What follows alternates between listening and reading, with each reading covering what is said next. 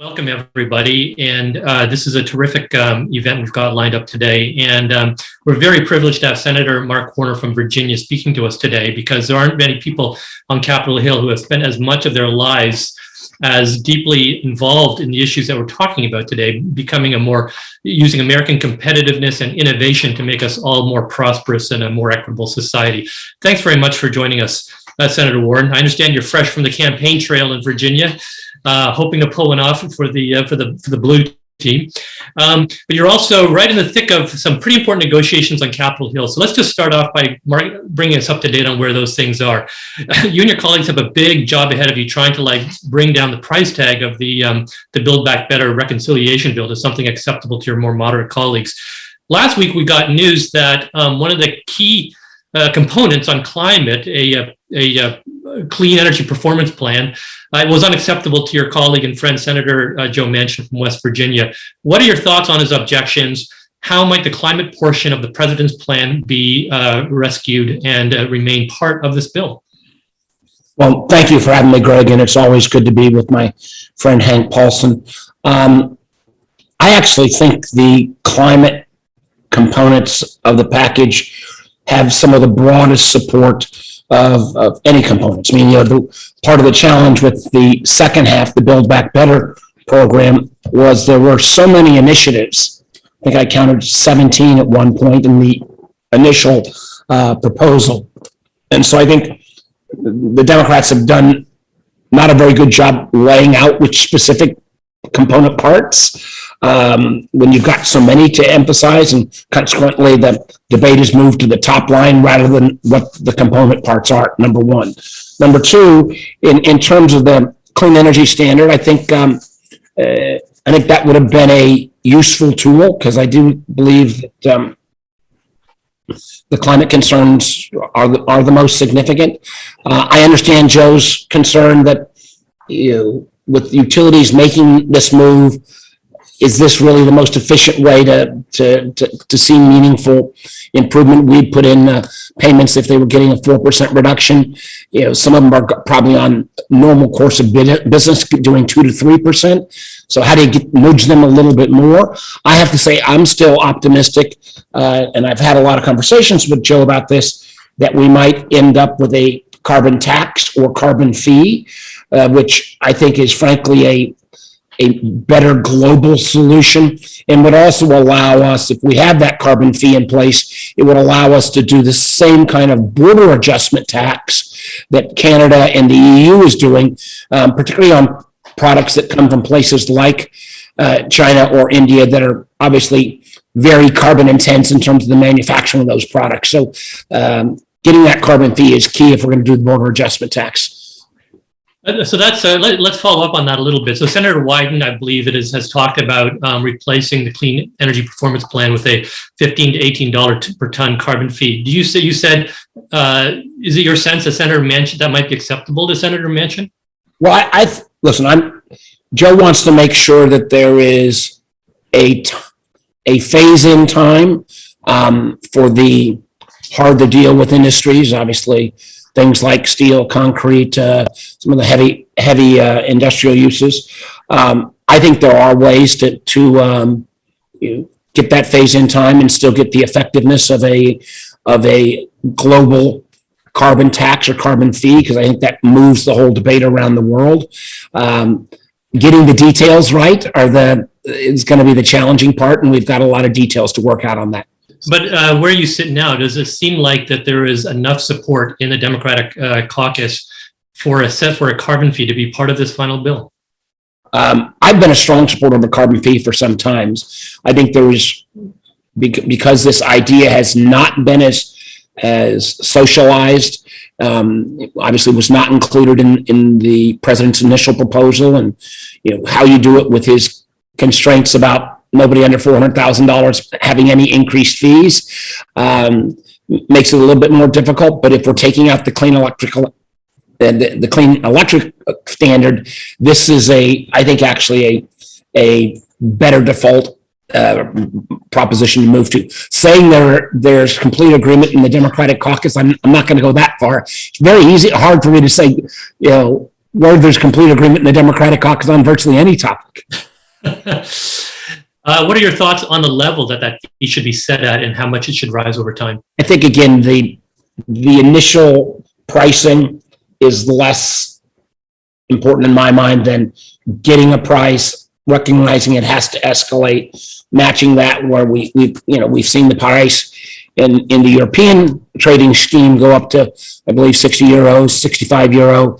I would expect there to be a phase-in period in the United States, but I think American leadership here on a carbon fee would make dramatic steps in moving the rest of the world forward and gets us away from simply, some of the tinkering in terms of tax credits that, again, are useful, but I think we need both the incentives and we need some level of penalty, and obviously the carbon fee becomes downstream, at least, that level of penalty if you don't make improvement. What sectors initially would be covered by the fee? Just the power sector or a broader range of Well, again, sectors? those are very much real-time conversations. Well, thanks very much. It's I appreciate you. The folks on this call and the AESG are very fascinated by climate and carbon fees, so you'll excuse my interest on that a little bit. More broadly speaking, do you think, at least from your point of view, how do you feel about the prospects for consensus on the pay-fors of the bill, for example? Are you happy with where the conversation has come down with respect to capital gains rate, corporate tax rate, the GILTI fee? The issue here, and this gets, there's been discussions. I think there needs to be a bit more transparency. I say particularly to my colleagues who are running in 2022, that they probably ought to have a little more input on, which taxes might be raised on Americans. As we were saying offline, I think there was broad consensus that, raising the corporate rate to 25%, where most of corporate America was back in 2017, is still in that fairness zone. Taking the capital gains rate back up to 28 that it was under parts of President Reagan, I think makes some sense. Taking the top rate for the most successful up to 39, I think makes some sense. Though I think our certain senators, Senator Sinema has expressed concerns about any kind of official rate increases. So I don't know how even the $2 trillion number, I don't know how you get there without some rate increases. I'm spending a lot of time on the international regime. Obviously, I think it's great news that Secretary Yellen is making progress at that 15% global rate. I think we can even do a little higher than that in the United States, but I think we'll end up in that range. The complexities around the FDII provisions and the beat and shield for foreign companies investing in America, they are extraordinarily complicated. And I do hope that we will have enough time to get the details right, because in 2017, my critique, was the tax cut was too big. I thought, though, they did do good things like in deferral and bring some of the income back home, but they ended up making mistakes on some of the incentives, so that you could, the fact that somebody could put up their IP in Ireland and then build a factory in Germany, and on that factory in Germany get an implied 10% return for the life of the factory, 40 years. That seems a little much. So figuring out the international is going to be a component. Two other areas, I think there's some interesting ideas about how you get towards a minimum corporate tax. And there's a proposal going around that Senator Warren has put out, and that would put in place a 7% minimum corporate tax, but that would be taxed on profits based on GAAP accounting, not tax accounting. So a fairly different mode, but it does get at I think the very real problem, where you have companies that are huge, profitable, the Amazons of the world climbing $20 billion a year on book profits, and that yet paying no taxes. So I think that's an area that needs some review. And then finally, the tax compliance issues. I think as Secretary Paulson and literally every other former Treasury Secretary went on a letter, with the exception of my friend Steve Mnuchin, but even Mnuchin has expressed that there's a lot of dollars left on the table in terms of IRS enforcement. That kind of breaks into two categories. One, just better technology and more people. The other is giving the dollar flow of business accounts at a certain size. There's been a lot of pushback on that idea, but I do think that idea in terms of tax compliance would be very effective, because in that bucket of tax compliance, I'm not sure I would go as high as Hank Paulson did, $600 or $700 billion a year, but I do think over 10 years you could probably generate $400 to $600 billion, which is a good slug of dough when you're talking about a total package that's roughly in the $2 trillion range. Sorry to get in the weeds on some of that stuff. That's okay. Fascinating stuff, and very important to a lot of folks listening in here. Let's get to the guts of the question that we're dealing with today, which is really, raising American living standards through innovativeness and competitiveness. And part of the title today is also industrial policy, which is an interesting term because, Senator, traditionally that's kind of been a dirty word in American policy making. It was always associated with picking winners. And yet we hear industrial policy, the term being dusted off a lot more often and spoken of favorably. In your opinion, is it time for the United States to embrace something that looks like industrial policy? And how do we do it right in a way that avoids the waste and the mistakes that it's associated with in the past? And you can probably speak to this in your own experience working on the CHIPS Act. Yeah, great question. And maybe we need to find a different term, but the idea that the United States needs to put some of its money where its mouth is in terms of this contest with China. I come to this issue on China. Hank and I have had this conversation in the past where, 20 years ago, I was very much a believer that the more we did business with China, the more we brought them into international organizations, the more they'd be like us. I think that premise has been just, in my mind, flat wrong. I think, and let me be clear, my beef is not with the Chinese people or Chinese Americans, with the CCP and Xi Jinping's leadership, where China has created kind of almost an Orwellian surveillance state where they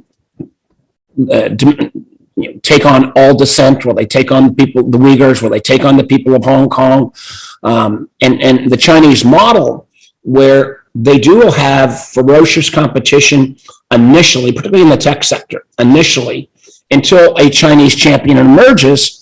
I think about Huawei. I was an old telecom guy, and then that Chinese champion gets virtually unlimited backing from the state. That is a hard, kind of authoritarian capitalism model. That is a hard nut to crack for any American company, European company, Japanese company, because there is no real ability for that Western company ever to become the national leader in China. So I'm very much of a believer that there's going to be a series of areas where we need to compete with China, that we actually ought to be forming an alliance of democracies around technology, because what China has done is not only making huge investments in tech areas, but they've actually also got into the field of setting the rules, protocols, standards for new technology, a space that we have kind of owned for the last 50 years. I see it firsthand as a telecom guy in the 5G standards, where China has flooded the zone of the standard setting body. So I think we have to be concerned about that. So the American response, one of them in the Senate this past summer, we passed something called the Endless Frontiers Bill, or the U.S.-China Competition Act. It did a couple of things. One, it made meaningful investment in National Science Foundation, and there was a major debate between NSF and our national labs and where this ought to go. So that debate is still ongoing. Another part where there's not as much debate, and why I'm desperately calling for the House to go ahead and pass this to help President Biden, but also to send a strong signal in light of the Chinese jets flying over Taiwan, is to take the so-called CHIPS component, $52 billion on semiconductors, $2 billion on 5G and open radio access network. That $52 billion on semiconductors, about 40 of it would be used to try to build additional fabrication facilities here in this country, 7 to 10 new fabs. The next 12 would be mostly on R&D. And we need that because not only is China making a much larger investment in semiconductors, but we're also seeing Korea, Taiwan, the Netherlands, Japan make these kind of investments. So if we want to maintain and increase our share of this incredibly important market.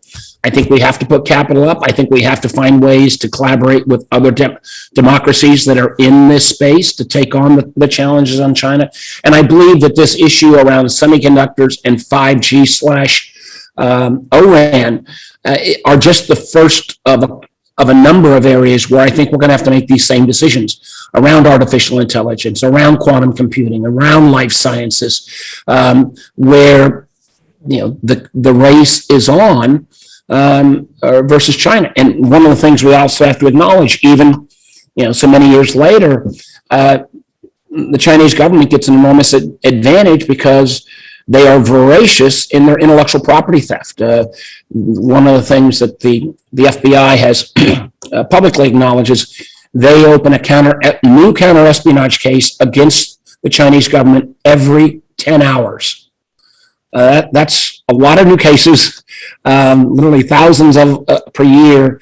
And the Chinese have been very effective at kind of keeping the West writ large split apart. And two, sometimes it's a lot easier to steal that IP than create that IP in a host of these fields. So that leads me all the way back around to, yes, I think we are going to need, whether we call it industrial policy or smart investing, and it ought to be less about individual companies and more about sectors where we have to compete.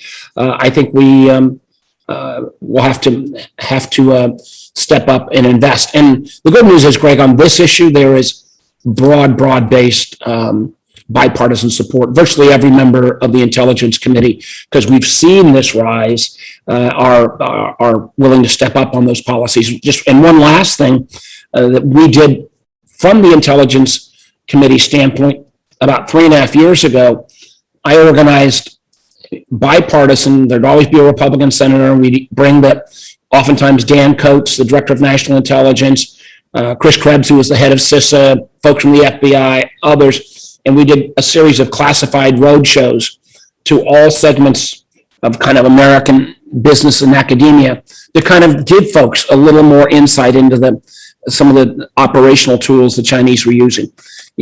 We are brushing off those road shows and bringing them back. It's been 3 years since we did the last one. We did 13 of them a few years back, but we're going to start them again starting in November, because I do think it's important that we continue to make the case to American business and academia. China's an important economy. It is second largest economy, potentially going to soon pass us. And we need our business and academic partners to be at least aware of some of the techniques and tools that the Communist Party of China uses. I think one of the big questions, Senator, is a lot of people can see the case that you've made for why we need a strong semiconductor industry, but a couple of objections. One might say these are very profitable companies like Intel, companies like Samsung, TSMC, and you're proposing to give them large sums of taxpayer dollars to build plants here, possibly some that might have been built here anyway.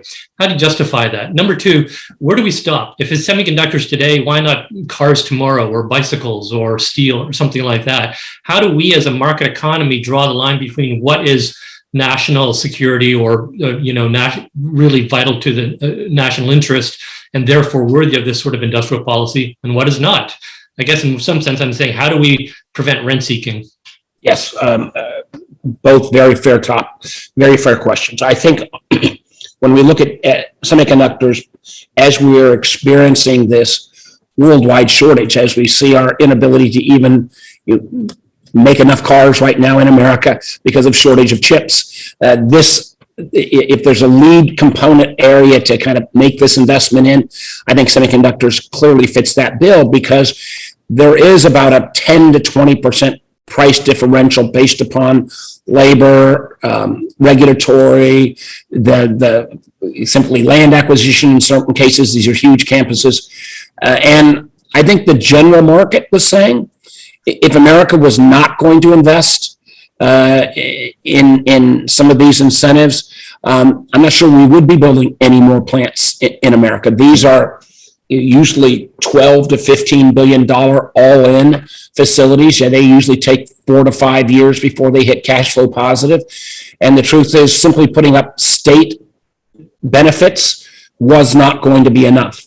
And we've also seen clearly when we're looking at a China that is putting, $100 billion into their own domestic chip business, when we also see even countries like South Korea talking about 135 billion, Taiwan, tens of billions, even our European friends. So the market for not just with China, but the market of competitive places where these fabs will be built, if we didn't have skin in the game, we probably wouldn't be maintaining that presence. When you get into some of the traditional old school industries, I agree that these are not areas where we ought to be taking this kind of policy. But I do think when we're talking about major technological innovations, that we ought to be willing to put our money where our mouth is. Years before, we would put a lot more money into basic research. Those dollars, unfortunately, have cut back, but we've gotten huge wins from that. I think about back in 1979, the U.S. government put up what was, I think, about $2 billion at that point, and out of that $2 billion came the whole GPS industry. And God knows that has been a huge benefit, not to a single company, but to a whole wide array of industries that spun out of that. So I do think when we're talking artificial intelligence, when we're talking quantum computing, when potentially even when we're talking some of the life sciences, I think we've thought about in light of COVID, the idea of having at least some domestic PPE capacity and maintaining some of that domestic or domestic/Western innovation around pharma. I think these are areas that are worth investing in.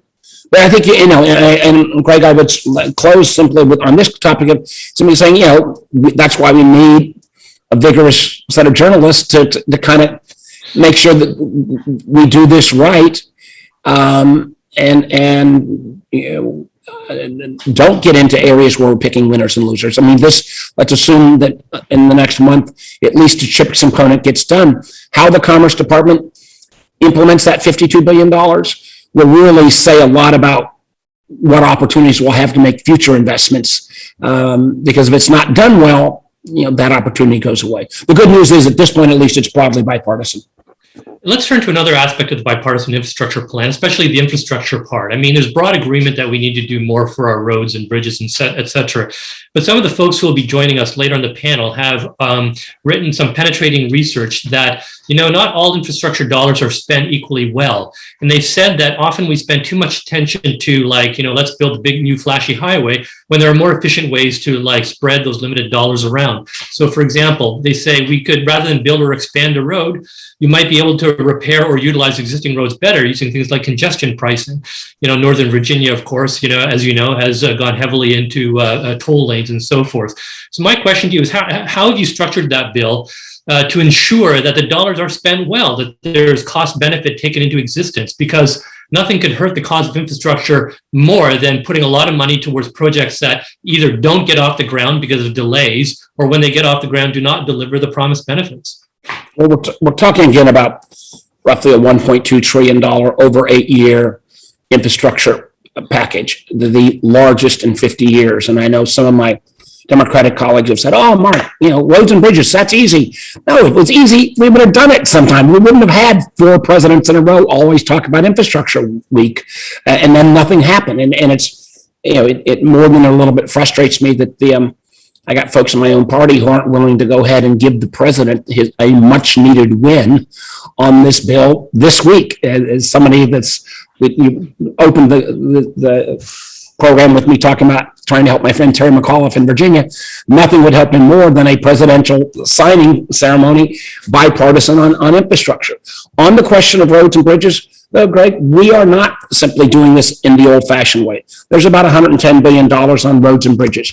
There is a lot in there on repairing of bridges, not building new bridges. There's a lot in there on, can you upgrade existing facilities rather than building all new ones? And we've put in there a strong movement towards trying to cut back on the sometimes overly time-consuming regulatory process before you get that shovel in the ground. There was an initiative and I'm forgetting the name right now, that started at the very end of the Obama administration, that weirdly the Trump administration never used. It tried to cut back on the permitting process in a very dramatic way. That's built in.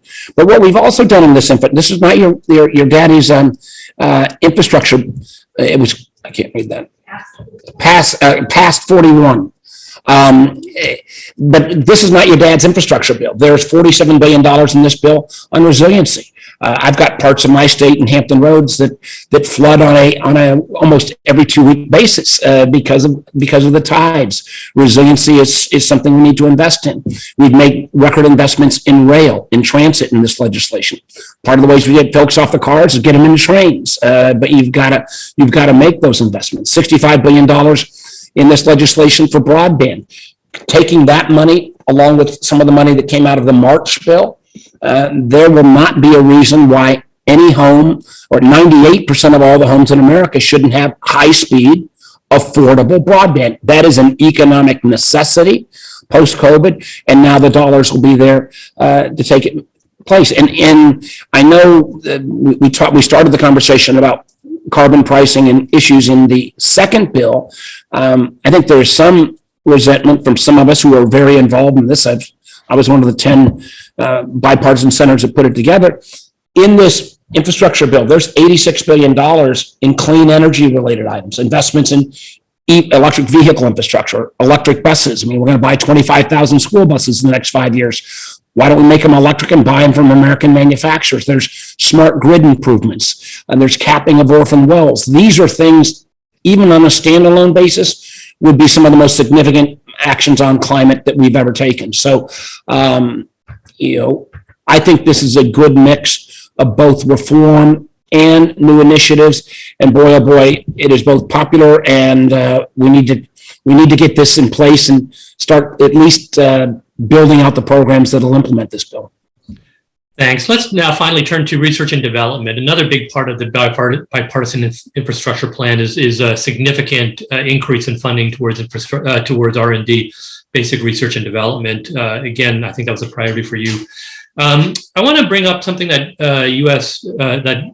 Trade Ambassador Catherine Tai said in an important speech last week. She said, "We've traditionally put a lot of emphasis on research and development and building up our capabilities in this country and so forth, without recognizing the importance of ensuring that the products that result from that R&D and that innovation are made here in the United States." And she went on to say that the process of actually making and assembling things is itself integral to the innovation process. That being able to innovate depends on actually getting your hands dirty with making those products. And that's regrettable that so much of that capability has been offshored in the last 10 or 20 years. My question to you is, do you agree? And how do you ensure that this extraordinary new level of support for R&D in the United States has strong linkages to commercialization and production that redound to the benefit of American workers? Well, I think the actual dollars in the so-called USICTA bill, there's still some controversy. There's controversy, and that's why I'm saying let's take the chips and 5G pieces out and go ahead and pass those. The normal debate about how this research ought to be done. Should it be done by National Science Foundation? Should it be done by our national labs? We've got a lot of folks who are talking about, number one. But number two, I do think there are areas where if we're making the basic R&D, supplementing that with high-end manufacturing, I think there's a lot of lessons we can learn from the Germans on the tooling and equipment, on particularly around research and development, around technology-based items, where and how they're manufactured. I think there is an ability for the United States to do more in the high-end manufacturing area. But what I don't want to do, as somebody who still remains one of the few remaining folks that believe in global trade nets out to the benefit of most of us, somebody who still thinks TPP should have been sold as a national security legislation, not as a trade bill. I don't think we can move to some kind of Fortress America approach. This is why I very strongly propose, just as there were military alliances after World War II, and we moved to trade alliances, I think in the 21st century, we need technology alliances. And these technology alliances ought to be broader than NATO or broader than Five Eyes. It ought to include countries like Japan and India and Singapore and Taiwan. Obviously, you pick up Australia with the Five Eyes, potentially Israel, other nations, and that area around shared values and shared production across those nations, I think, end of the day, benefits American workers and benefits the overall economy. Great, thanks very much. I think that, I've had this conversation before, but, and you once told me that, like, you thought that there was, you actually were personally impressed by what China had accomplished with this model. But I think there are those who are wondering, in order to compete with China, are we at risk of becoming like China? What are your thoughts on how we meet the challenge of competition with China without giving up those elements of the American system, the free markets, the openness and so forth that have served us well in the past? What are your thoughts on that?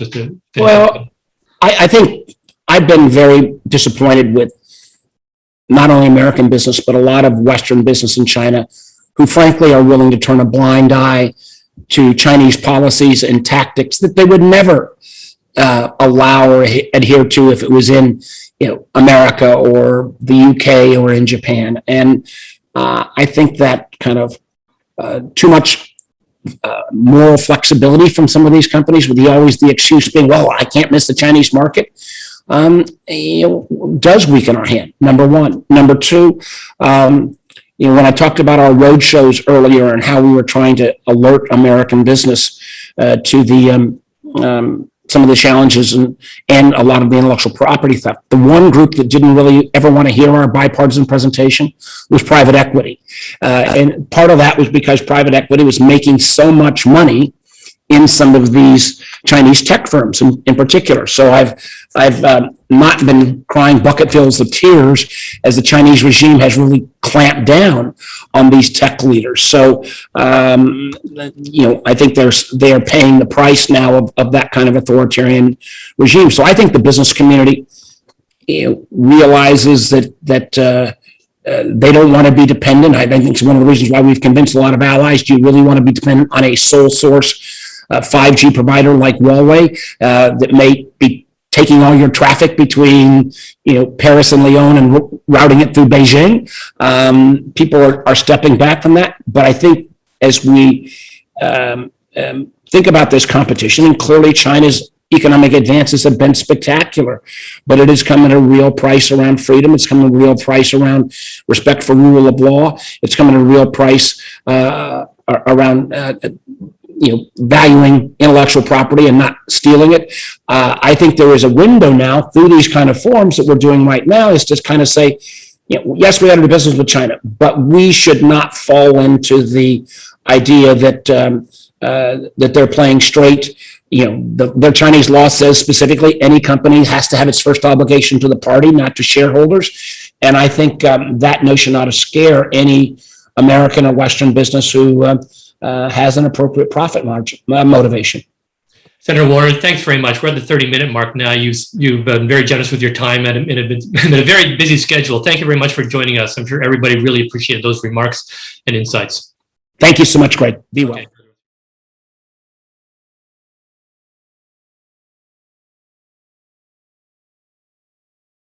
I'm gonna take it from here. My name is Melissa Carney. Thank you so much, Greg and Senator Warner, for that terrific conversation. You hit on a lot of critical topics of timely importance, and we'll continue the conversation now with our panelist discussion. We'll cover a lot of the same topics that Greg and Senator Warner just talked about, related to ways to promote American innovation and competitiveness, specifically with investments in infrastructure, R&D, and thinking about climate, energy, and industrial policy.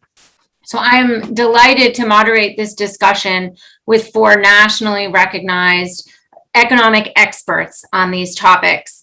I will skip the time it would take to introduce them all and refer you to their extensive bios that are available online and in our AESG products. And instead, I'm going to dive right in to questions with the panelists, if that's okay. I'm going to start with Professor Edward Glaser, who's joining us from Harvard University. Ed, we've just heard a bit from Senator Warner about the political realities of passing a bipartisan infrastructure bill. I want to ask you some questions about the economics of it all. You and Jim Paturba wrote a report for the Aspen Economic Strategy Group that highlighted an economic approach to thinking about how we should invest in infrastructure in this country. And in particular, you emphasize that our nation's approach should be less focused on establishing a top line number, which is what a lot of the political and media focus has been, but instead come from the ground up, looking project by project. Could you elaborate on what you mean and what an approach would look like in contrast to perhaps the approach we generally take in the political process? Thank you, Melissa. It's great to be here. The economic approach to infrastructure has two elements to it. First of which is a recognition that there are very few areas in which it is easier to waste billions of dollars really quickly than infrastructure. And so the need to have some form of intellectual discipline that asks, are we actually getting something for our money that covers the cost is really vital. The second thing is an approach that says we want to figure out what's in some sense the national production function of mapping money into output, and that really requires thinking project by project. It's not just a simple black box. We're getting certain things for broadband, we're getting certain benefits for rail, and for every one of them we have to ask ourselves, is this the highest and best use of our money? In some sense, this is a reflection of just Washington realities, right? The essence of Washington in so many areas is to be quite, aggressive in spending, but not very aggressive in controlling. Of course, the poster child of this is Medicare, right? Which is an enormous program, an enormous level of national dedication to providing financial insurance, but very little focus on which interventions would save the most lives or which interventions would do the most to protect us from pandemic. I think in some sense going forward for infrastructure, the hope is that we can bring a little bit more intellectual discipline of the type created by entities like the Congressional Budget Office to this. And that could have happened, in one of two ways. During the Obama years, there was a certain amount of enthusiasm for a national infrastructure bank. That would be an approach that would start with an amount of money and would then actually, allot that cash to projects that it had chosen that it thought had the highest levels of benefits relative to costs. The second would be some form of national oversight, which would mean that if state agencies which get the cash are using it on a new project, not maintenance, a new project, those new projects would at least have to go through some form of centralized cost benefit analysis and would have to have some kind of internal rate of return threshold. So either of these approaches can bring a little bit of the discipline of asking, are we just building bridges to nowhere? Are we building people mover monorails that glide over empty space? Both of which are things that have come out of our past infrastructure spending. And are we actually making sure that we're delivering the infrastructure that America really needs that will make a difference for our economic future? Thank you. So you said provocatively that there's no other place where it would be so easy to waste so much money so quickly. So this idea of bridges to nowhere and monorails over empty spaces, I think a lot of people have the sense that, that's a political whim, a political win that might direct money to the wrong places. But there's another issue, which is that infrastructure investment just seems to be really expensive in the United States. Can you explain why that is? Melissa, I'm not sure I fully can, but I will give it a stab. The numbers are mind-boggling. I mean, we summarize some in our report, which for urban, rail underground infrastructure, it's 3 times as expensive in the U.S. as it is elsewhere in the world to build these projects. And certainly, if you just look at projects like the Second Avenue extension in New York City, they are just mind-bogglingly expensive in terms of the amount of money that's being spent. There are a couple of factors which appear to show up, one of which is in the shape of just our procurement rules, which are clearly not very well targeted to actually reduce costs. Often they are procurement rules that are held over from an era in which we were terrified of any form of public corruption in the procurement process, and that was our largest fear. Those fears are still there, but they're far less important, I think, than the need to figure out how to reduce costs. And typically, we want to have somewhat more flexible procurement rules when we are more focused on cost cutting than when we're focused on just eliminating corruption, in which case you really want to have very, very binding sets of rules. A second factor is we often prioritize other things other than cost cutting. We often prioritize things like Buy American. And of course, I was reminded by this by the senator's comment around electric buses. as the work of Matt Kahn has shown us, Buy American provisions in buses end up being incredibly expensive. And, there are very low cost electric bus options from companies like Hyundai. The question is, how much are we willing to sacrifice in terms of cost to get ourselves an American electric bus?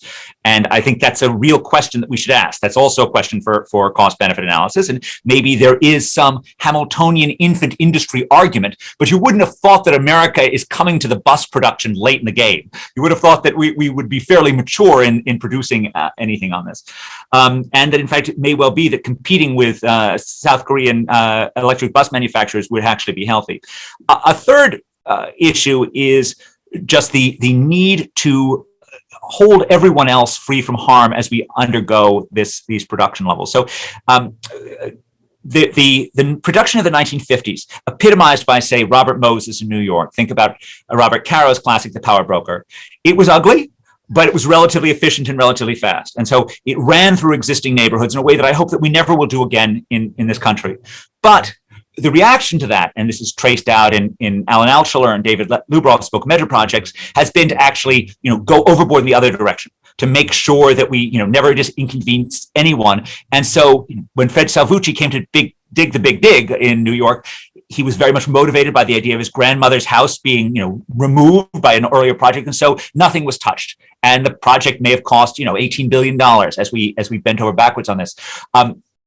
The work of Leah Brooks and Zach Liskow has shown us that highway costs between the 50s and the 80s increased dramatically just per square mile, despite the fact that it got cheaper to hire the workers. The materials got cheaper. And one of the things they show is the roads were getting much ziggier, much less straight, and they were much more likely to come with environmental protections, meaning things that could stop the sound from going over. Now, those may have been wise decisions, but we certainly made those decisions to protect the local environment without a lot of, analysis, without a lot of thinking. We moved from one extreme, which was deeply unfortunate, to another extreme without asking ourselves, have we perhaps gone too far? And so we really do want to think about making decisions that are going to weigh off the advantages of not disturbing the neighborhood with the advantages of creating infrastructure at an acceptable cost. Great, thank you so much. So I'm going to turn to Professor Ryan Kellogg, who's joining us from the University of Chicago. Ryan, I want to ask you some questions that link this conversation about infrastructure specifically to the climate challenge, and even more specifically to the impending energy crisis. You've written a report for the Aspen Economic Strategy Group with your co-author, Severin Borenstein, and you talk about the many challenges facing the country as we think about transitioning to a low carbon, carbon zero production processes. It will require a lot of efforts to figure out how to maintain stable energy prices in a cleaner way. What are some of those main challenges, and what approaches do you propose or caution against in the way to get there? Great. Thank you so much, Melissa. And I think the things you highlighted in terms of what we're seeing now in energy markets and in policy debates in DC really get at the core of what I see as the global energy challenge, which is really all about what do we want as this global society from energy? And until the past couple of decades, when environmental concerns have come to the fore, what have we wanted? We've generally really wanted two things. One, we want energy to be cheap so we can all afford it. And then two, we want it to be reliable so that when we turn the lights on, when we flip the switch, the lights actually come on. When we go to the gas station, there's actually gasoline there that I can put in my car. And historically, it turns out fossil fuels, for all their environmental problems, have been really, really good at delivering cheap energy that's reliable. So coal, oil, they're energy dense, they're storable, they're easy to move around. And as a consequence, think about going to a gasoline station to fill up your car with gas. So even at today's elevated oil and gas prices, oil is now as expensive as it's been since 2014. Nonetheless, you can drive to a gas station, spend $50, $60, depends where you are and how big your tank is, 5 minutes of your time, and you have put enough energy in your car that you can then go drive off for 500 miles. We take it for granted, and to some extent, we're spoiled by the fact that we're able to do that. Then all of this comes from the fact that fossil fuels have enabled us to build a society revolving around energy the way it is. Now, of course, the big downside of all this is all the environmental damage that comes from burning coal, oil, and natural gas, especially climate damages. So we've now come to the point where sort of large-scale emissions of CO2, the way we've been doing for the past 50, 100 years, is no longer seen as socially acceptable, and we need to do something about that. And therein lies the challenge, because now we want three things out of energy, not just two. We want it to be cheap, we want it to be reliable, and now we want it to be clean. And it turns out that you can pick two of those three, and you can probably do that kind of easily. Doing all three at the same time is hard, and this is why you need robust policy. So, for instance, the current low-cost technologies for green energy, wind and solar, they're pretty cheap these days, but they're intermittent, which means you can't sort of reliably have an energy supply with those on their own. Green sources that are more dispatchable, so geothermal, battery storage, carbon capture and sequestration, they're reliable, but they're really expensive. So this sort of opens the door to a couple avenues for policy. One is just how do you help these green technologies compete on the merits? This is a case where broad incentive policies are really important. Senator Warner talked about carbon taxes as one option. Clean electricity or clean energy standards are another possibility. So the Clean Energy Performance Program that's been in the news a lot the past few days sort of billed itself as a clean energy standard. We might talk later about why it kind of was, but not really. Or sort of broad sort of clean energy grant programs sort of fall within the category. One of the things Severin and I sort of try to really emphasize in our paper, though, is that these broad incentive programs, they're really important. They're the linchpin of cleaning up the economy, but they're not enough on their own. So we talk a lot in the report about a bunch of complementary policies that are really important. I'm not going to go through that big long list. Some of that's already sort of included in the bills. So, for example, pathways for building transmission infrastructure is one of those things. The one thing I want to highlight, and this will link up with what some of Ben Jones will talk about later, is research and development policy, particularly with an eye towards remembering, and this is central to climate, is that it's a global problem, it's not a US problem. The US decreasing its emissions on its own won't get us anywhere near where we need to be. The rest of the world needs to do the same in order to solve the problem. What that means is that a big piece of policy needs to be driven at relentlessly decreasing the cost of these dispatchable clean energy technologies. That means sort of big investments in R&D that we can then export to the rest of the world just become hugely important in getting us where we need to go. Great, thank you. I do want to pick up, you mentioned the Clean Energy Performance Program, and that is such a big news topic these days. And it's the main climate piece of the reconciliation bill. Senator Manchin has openly opposed it. Can I ask you to say briefly your views on that proposal? Yeah, absolutely. So the ambition and the objective of what the Clean Energy Performance Program tries to do, I think, is in many ways fantastic. High-level story, and I think Senator Warner mentioned this as well, is that we're trying to give incentives for load-serving entities, utilities, retail providers of power, to increase the clean energy in their procurement portfolio by at least 4% per year, by giving them grants if they achieve those targets and giving them penalties if they don't get there. And one of the things I really like about what the CEPP does is that it thinks about clean energy very broadly. Unlike, say, a lot of state renewable portfolio programs, which really just target wind and solar and leave things like nuclear out in the cold without any funding, or even sort of new technologies like geothermal or anything like that. Clean Energy Performance Program, if you're not emitting carbon, you count. That part's great.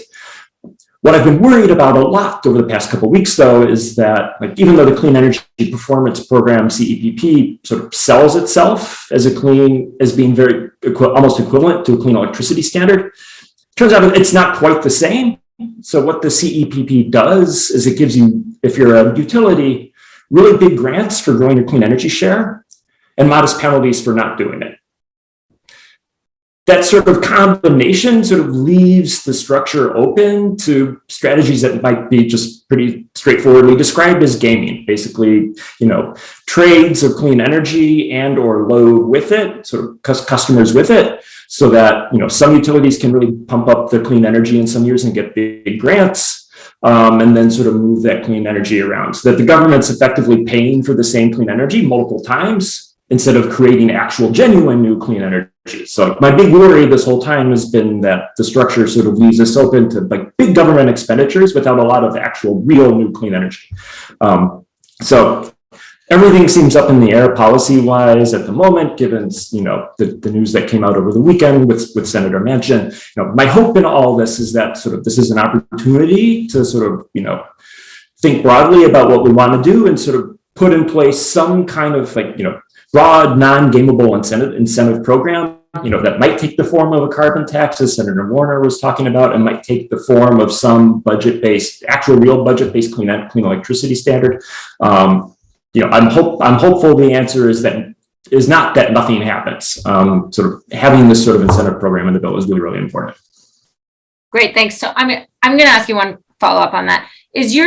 How do you think about incentive programs like this versus the kind of direct subsidies or taxation on particular industries or particular government bets on certain types of clean investments? I mean, this came up in Senator Warner's comments too. Do you think there's scope for both, or is one sort of always dominant? I think this is a case where I'm actually bullish on both, though, with limits on how far we go down the road of what you might describe as industrial policy. But again, it's given sort of the need for really driving down costs and investing in research, development, and deployment, they'll add, in early stage technologies. This is a sector where, despite some of the concerns you might have about the usual problems of picking winners with industrial policy, the stakes and the externalities are big enough where I'd this is an area where I'd feel comfortable pushing the boundaries of that more so than, say, investing in buses, the things that Professor Glaser was speaking about. But there are limits to that, right? And there are cautionary tales. Think about sort of all the money that's gone out the door for ethanol over the past 20 years. The big promise of ethanol 15, 20 years ago was that we were going to develop, cellulosic ethanol from switchgrass and all these things that were going to be cheap and not take up a lot of land. None of which has come to pass.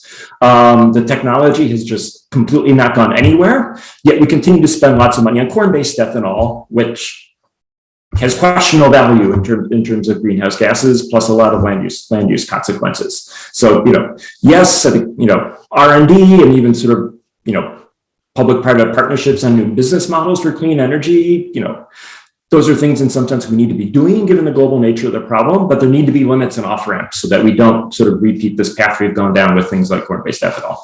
That makes sense. Thank you. Okay, Professor Ben Jones with us from Northwestern University. Ben, people have referred to R&D. You wrote a report making the case that R&D would be one of our nation's best uses of money with a high social return. Can you briefly elaborate on why you're so bullish on R&D investment? And then I want to ask, are there certain ways R&D money should be allocated that you think are more likely to yield a high social return? Senator Warner referred to debates about whether R&D money should go to university labs or private companies. What's your view on that? Well, somewhat different from infrastructure, where I think we might be concerned about the social returns along the lines of Ed Glaser's comments about particular projects. It just starting empirically, when people have looked at various different policy levers in the science and innovation policy space, the R&D space, time and again, we find that the social returns appear extremely large. It's really an overall number, even conservatively, is that we have this kind of amazing R&D machine that's very effective in the United States. And when we put in $1 of investment, on average, it tends to give us about $5 or more back. So that's a great machine to have. And the sort of number one problem is that we don't seem to put as much money in the machine as we should. And why we don't do that is an interesting question. And of course, the policies we're talking about today, it's exciting to see Congress thinking about putting more money into that machine. But just to be a little bit more articulated, let's take science first, which is typically funded through, grants to universities and national labs. Think of science investments as really, opening doorways, right? And there's just many, many cases you can show quite directly where, scientific investments spark the birth of entire industries, whether it's biotechnology, computing, artificial intelligence, or on and on and on. And if you look more granularly in the data and look at, say, all the inventions in the United States that are patented coming from the private sector, you'll actually see just how regularly they build on new scientific insights. And you'll see that, in fact, the patents that do draw directly on science have more than twice the market value on average than patents that don't draw on science. So there's a real symbiosis there. And then when you turn to more things like industrial subsidies and certainly broad-based subsidies like the research and experimentation tax credit, which we have in the United States and you see in many other countries, studies of that again show, very, very high returns. When you expand a research and development type tax credit, you see the relevant firms, in fact, do more R&D, and they see greater productivity growth in their industry, and it's spilling over to related industries who can benefit from those technological insights. You're seeing more productivity, you're seeing a more productive workforce, a more competitive workforce. And overall in these studies, the social returns again appear to, greatly exceed the cost of investment. So in a sense, policymakers have it much more easy in this sphere, because there seem to be like a lot of levers that when we pull on, even though any individual product or project, it's high risk. You're searching the unknown. You're doing things. These are going to fail all the time. So I don't mean that every R&D project is good. A lot of them are a total waste. But you can't really anticipate that because you don't know exactly what's going to happen when you start a new project. What you see is that kind of these whole categories, whether it's investment at the NIH, the National Institutes of Health, or broad-based subsidies in industry, you're just seeing kind of on average enormous returns. And so, overall, you want to pick across that suite of policies, and they, of course, they work together in some sense. Science is a bit like the left shoe, opening doorways, and commercial R&D is kind of like the right shoe, kind of go through those doorways and make practical applications of it. When we buy shoes, we don't really just buy the left shoe. We like to buy shoes in pairs. So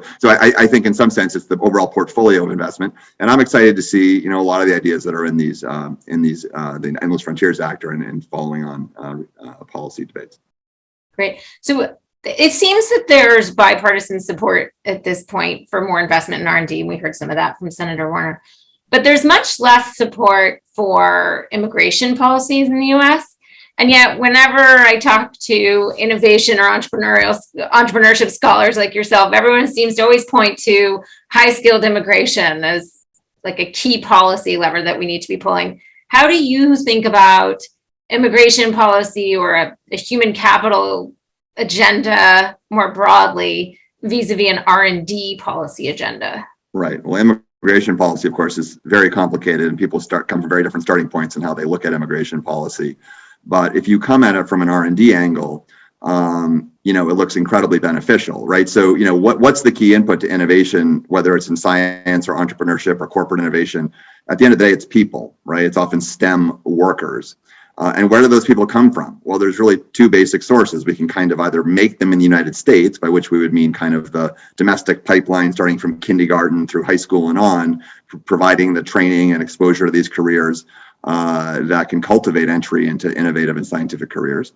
The other way you do it is you import the talent from abroad. So we mean immigration. And so what do we know about this? Well, one of the reasons, economists and many others, get very focused on high skill immigration is because this is an area, again, where evidence shows, really increasingly definitively that immigrants play extraordinarily central roles in driving scientific and innovative advances in the United States. So just a couple of facts there. A recent study from a group at Stanford shows that, immigrants, looking at all patenting inventors in the United States, immigrants are far more likely to be inventors than people born in the United States, and they produce extremely high value inventions. So that's sort of the inventive landscape. And then secondly, if you look at entrepreneurship, I with colleagues have a recent study that looks at every startup in the United States over a decade. And we find that immigrants are far more likely to start companies than native-born Americans. And in fact, they're more likely to start companies of every size. So it could be a very small company all the way to the very big ones.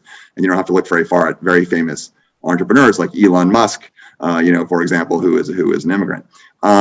So, an easy and relatively fast way to really accelerate successful R&D in the United States would be to allow more high-skill immigration.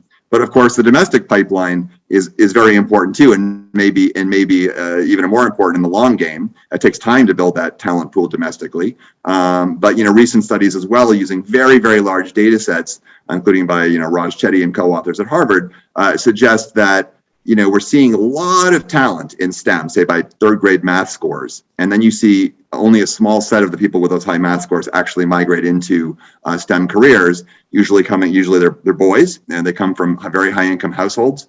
They're usually white, and they're usually in areas where there's already a lot of innovation, and they're exposed to these careers. One way to flip that around is to say that we have all this talent among young children in America, but by virtue of where they live, their gender, their race, the household income, they do not end up on these career pathways. And so, not only are we losing out as a society because of what they can do for all of us in terms of propelling standards of living and health, but we're sort of failing at the level of individual opportunity. And I think one feature of the American dream. So that seems to be a great area for bipartisan investment as well. The missing Einsteins. The lost Einsteins, right? Is right, the lost Einsteins, which I think is very. Yeah. Thank you.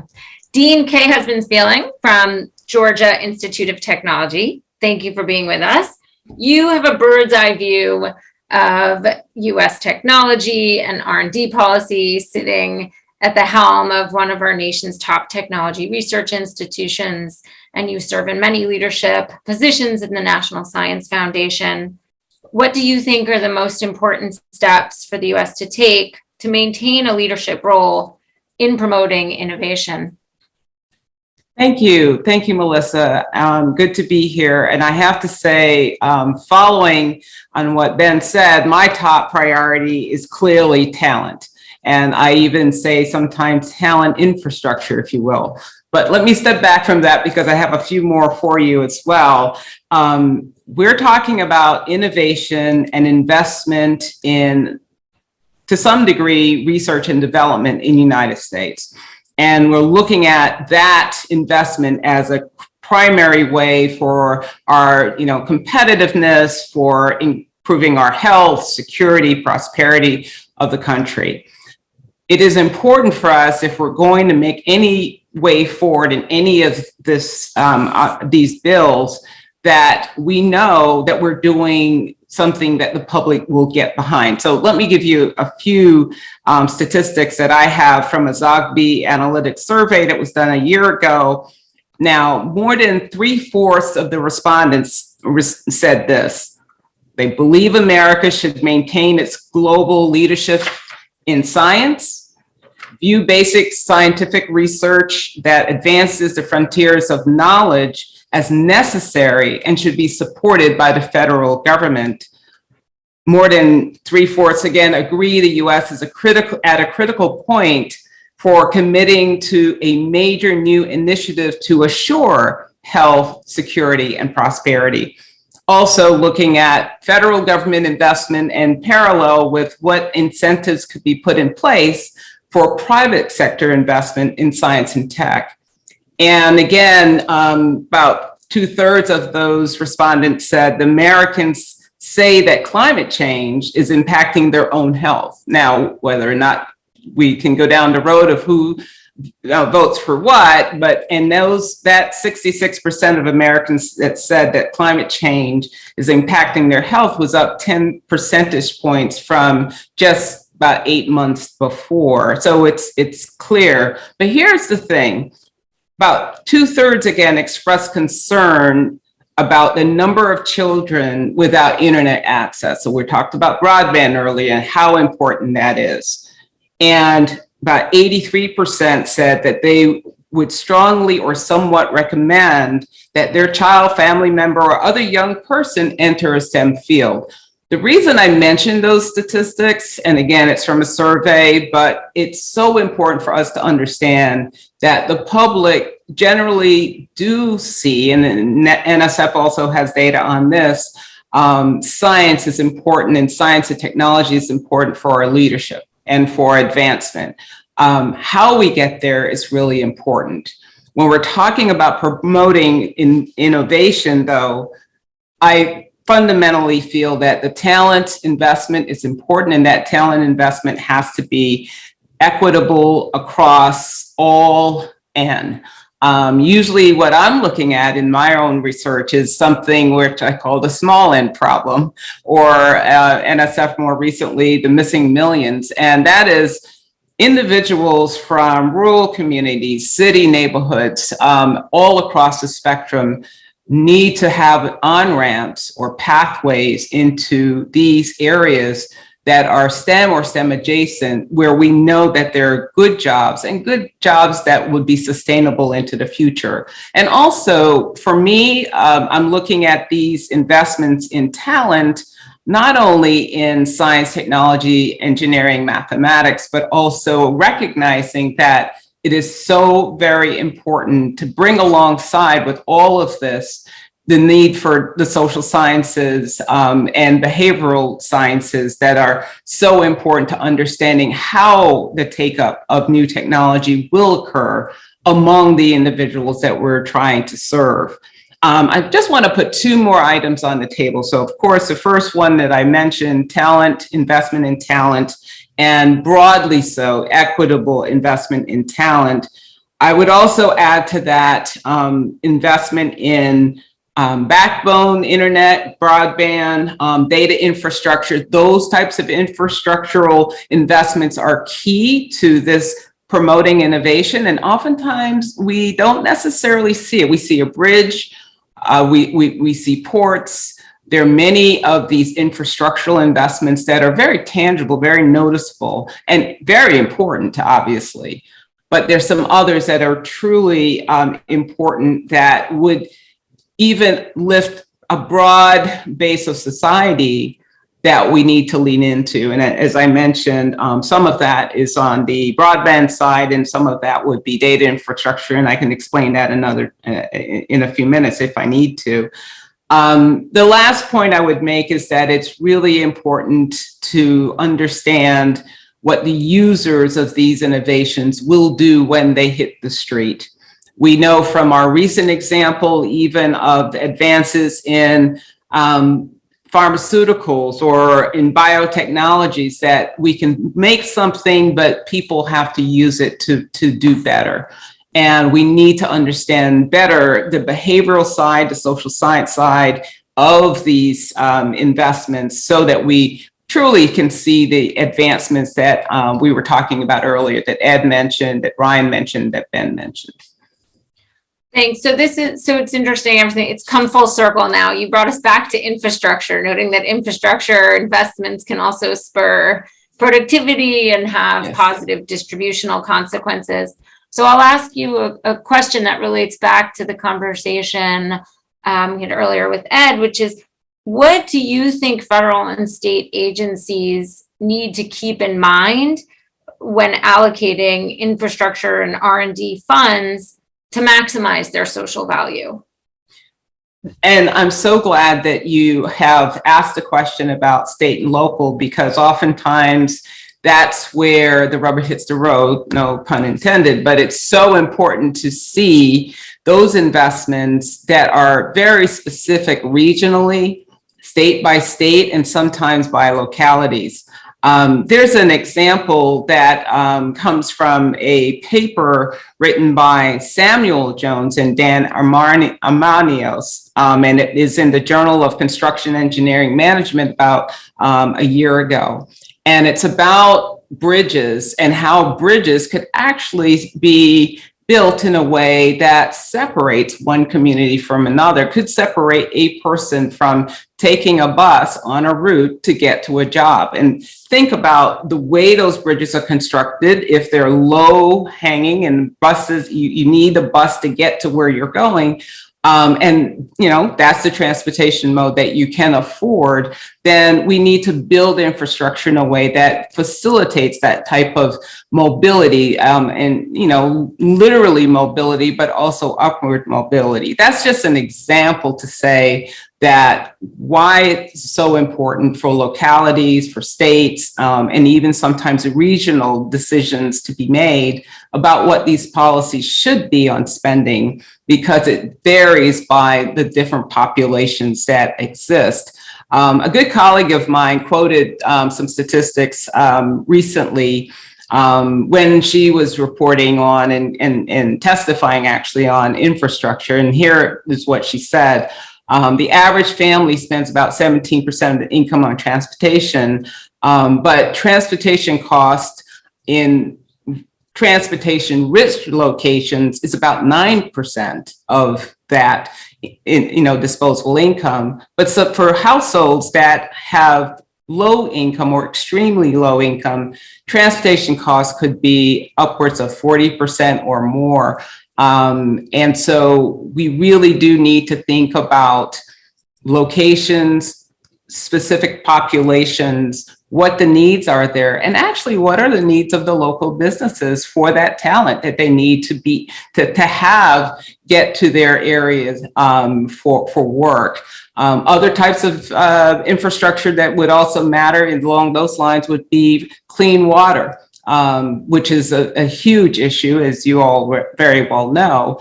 And we need to understand better how to serve our communities directly using these expenditures in terms of the infrastructure expenditures that we're talking about. And in my view, those also do lead to increased productivity, as Ben said, and can lead to increases in overall innovation over time. So I'm going to pick up on your emphasis on local communities. This is something, Ryan, you talked about in your report with Severin too, that we have to think about the equity implications and the effects on local communities when we think about an energy policy as well. Do you want to expand on those observations?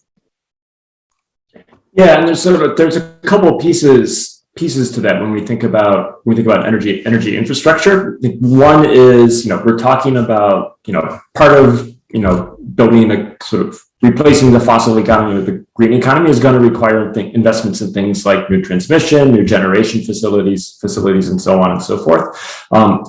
It is going to be important in order for local communities to accept that, to sort of not repeat some of the mistakes of sort of the early days of the interstate construction program that Glaser referred to in his remarks, where sort of low income and Black communities were effectively sort of actively displaced in a lot of that. Repeating those mistakes is a non-starter.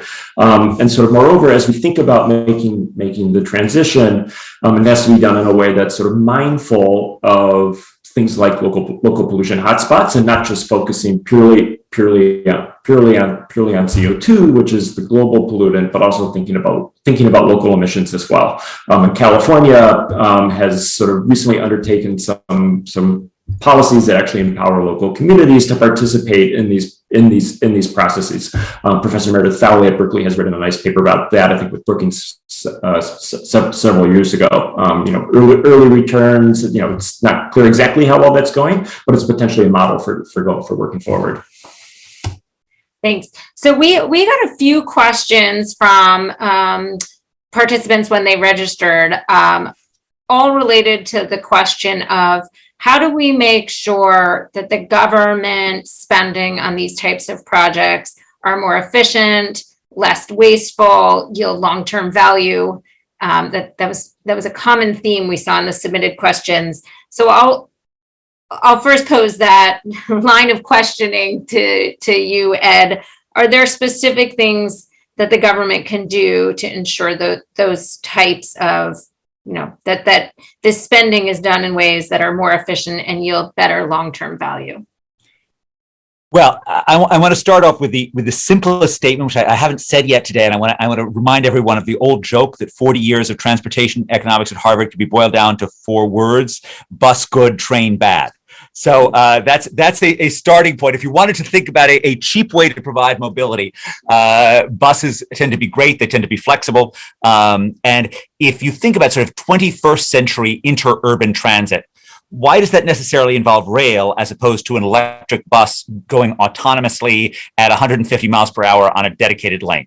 Right. So and the meta point there, of course, is we really do want to let ourselves be more open to new technologies as they come down the front, not just because they're cool and slick and, other countries have them, but because they actually can reduce costs. Another thing that we almost assuredly need to do is we need to think more about analysis going in that actually takes seriously the need to cut costs, and where we have cost benefit analysis that's done by entities other than the contracting entity as well, right, itself. So Parsons Brinkerhoff, right, did the cost benefit analysis for high-speed rail in California. You can't have the company that's going to build the high-speed rail do the cost benefit analysis for the high-speed rail. This doesn't make any sense whatsoever.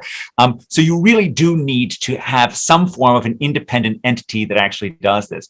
I think going forward, it would make sense to have a significant investment in this, by which I mean a significant investment in executive branch capacity to actually evaluate the cost of local projects and to figure out what we can do to lower these costs. And in some sense, this gets us back to this question about, the Medicaid, Medicare kind of thing, that we have this, philosophy, which is sort of a combination of we don't want Washington controlling us, but we do want Washington paying for everything. That is a terrible model for almost everything, right? And we really do, if we're going to have Washington spend an extra $1 billion on infrastructure, we really do need to have a little bit more oversight. It's worthwhile spending, millions to save billions of actually having central government capacity to do serious analysis and to also ask what can we do that can lower costs. No private company would undertake a $1 trillion investment program without a lot of thought and a lot of capacity in this area. The federal government needs to do the same thing. Great, thank you. All right, I have a question for all four of you. Given the ongoing current debates in Washington about the infrastructure bill and the reconciliation bill, from the perspective of the topics we've been talking about, what is your most favorite or least favorite element of, I'll let you pick either one of these bills. And you could even say it would be your favorite if they only tweaked it in such a way. So I'll go in reverse order from my initial questioning. Kate, let's start with you. Well, of course, I have to say digital equity is key. Everything that we've talked about, if we're willing to invest and invest for the future of all Americans, those investments need to be equitable. Someone needs to define what that means, needs to figure out how to measure it. Ed was talking about benefit cost, and I also would add to that some kind of a way in understanding when we're looking at minimizing costs or, at least optimizing the net. What does that mean for certain individuals or certain communities if it's just not cost effective to have the investment there? So the idea that we're looking at, efficient investment, of course, that's important. But I also feel that the equity aspect of that, it's important. And it really does refer to not just infrastructure broadly, but also to energy, equitable energy investments. And so that's important as well. Cuts across everything that we talked about today. Great. Ben. So I would point to the science investments in that are on the table, National Science Foundation, Department of Energy, whether universities or national labs, as being my potential favorites. And the reason is, in the 21st century, the United States is in a growth slowdown, right? And public science has also been in a long decline. Federally funded R&D support as a share of GDP is now half its level in the 1980s and nearing its lowest level in the last 70 years. So we are not making those basic science investments. We're not trying to open as many doorways that would allow the rest of us in the marketplace to run through and develop into new and practical applications. And to be clear, it's not like we don't know where to look. It's not like there are not major, even obvious places to invest in science, whether it's in energy production, going to Ryan's comments earlier, or artificial intelligence, or pandemics and infectious disease, of course, on everyone's mind now, or the human genome. Just take it as an example, the human genome we sequenced a while back, much of that genome, nobody does any research on, right? There's a huge part of it that is just a great unknown. We are not scaling up to take advantages of pushing open doorways that we don't know about. And for that reason, we're not going to make as much progress as we might. So that's a place I really hope we don't lose sight of amidst all these other policy proposals. Ryan. Yeah. So, the biggest pieces are sort of clean energy incentives. We've already talked a lot about this. I'll highlight something that's sort of a little bit smaller, but a program I'm really, really fond of that's part of the bipartisan bill, which is the orphan wells plugging program. I think it's less than $10 billion. It's a pretty small part of the overall thing. But what I like about it is it's a win in two dimensions. One is that there are hundreds of thousands of oil and gas wells in the US that have been abandoned. The company that used to own them is gone. They've declared bankruptcy. And their environmental hazards spread throughout the United States. At the same time, you have a bunch of displaced oil and gas workers, and increasing displacement of oil and gas workers as sort of the greening of the economy goes on, who need things to do. This is a workforce that is uniquely skilled towards the cleanup of this problem. So providing federal funds to clean up these wells, providing opportunities for a workforce that's in many ways highly skilled, but very specifically skilled. So bringing those two together seems like a clear policy win to me. I would like this policy even more if it was attached to another piece that prevented us from having to put federal dollars towards cleaning up these orphan wells in the future. And that would simply be sort of either federal or state level requirements that when somebody puts a big hole in the ground, that they post a bond up front so that they can clean it up, so that taxpayers aren't on the hook in the future. We have not historically done that in the past, which is why we need $10 billion to clean wells up now. But given that, sort of, I'm a big fan of that policy that's in the bipartisan bill. Ed. I'm going to return to two themes that I've made before. My least favorite aspect of any of this is Buy American. I want the buses to be cheap. I want them to be electric. I want them to be abundant. And if that means importing them from some other country, I want to do that. So that's certainly my least favorite. I will say that I am not, I've become more open to things like, regional policies that encourage more employment in places like West Virginia.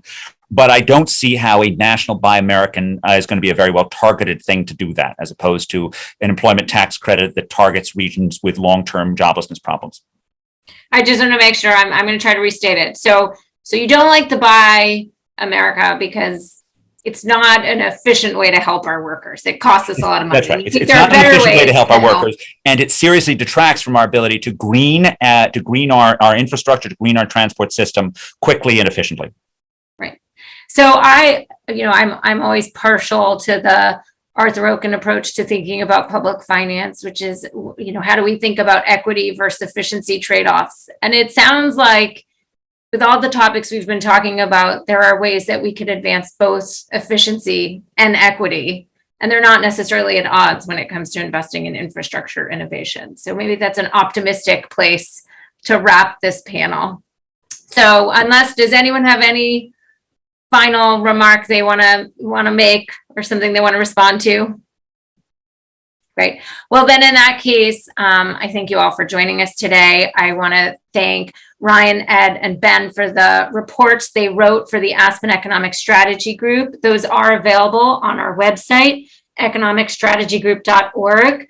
They will be released as part of our group's annual policy volume that will come out in mid-November. There will be a set of other memos accompanying these memos on infrastructure and innovation that have to do with other facets of building a post-pandemic economy, focusing on inequities, longstanding inequities in K through 12 education, the work from home revolution, ways to support businesses and workers through the recovery and beyond, and international trade cooperation. So I hope everyone will keep an eye out for the release of that book in mid-November.